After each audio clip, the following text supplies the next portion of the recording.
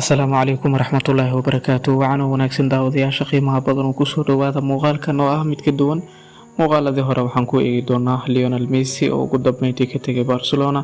waxyaabo badan ayaan ka hadli doonaa oo ku saabsan xiddigan iyo waayihiisa guulaha uu ku qaatay Barcelona, rikoorada aan la taaban karin oo ka dhigay garoonka Camp Nou. intaanan u gudagelin saaxiib, muuqaalkan like saar oo si lamid ah share dheh oo la wadaag saaxiibadaada si muuqaaladan sida maalinlaha halkan usoo geliyo ay u gaaraan. waad ku mahadsantahay haddii aad intaasi samaysay.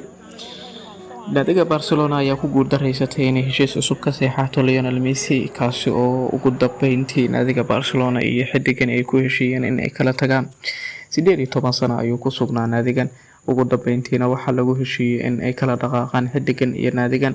isagoo 13 jir ah ayuu ka yimid naadi lagu magacaabo Newell's Old Boys oo ka dhisan dalka Argentina sanadkii 2000,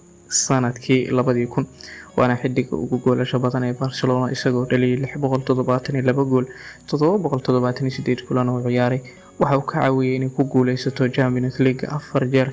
Messi ayaa kooxda Barcelona kula guuleystay 34 koob oo kala ah 10 koob oo horyaalka La Liga ah, 7 koob oo Copa del Rey ah, 7 Super Copa de España, 4 Champions League, 3 koobka kooxaha adduunka iyo 3 UEFA Super Cup ah. Messi ayaa sidoo kale ku guuleystay 6 jeer abaalmarinta Ballon d'Or, 6 jeerna waxa uu qaaday kabta dahabka ee lagu magacaabo European Golden Shoe.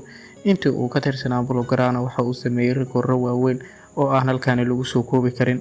war ka soo baxay naadiga Barcelona inuu ku shaaciday baraha ay bulshada ku leedahay oo ugu horeeyo Facebook ayay ku sheegtay in heshiiska Barcelona ay ku dooneysay in heshiis cusub kaga saxiixato Barcelona uu burburay.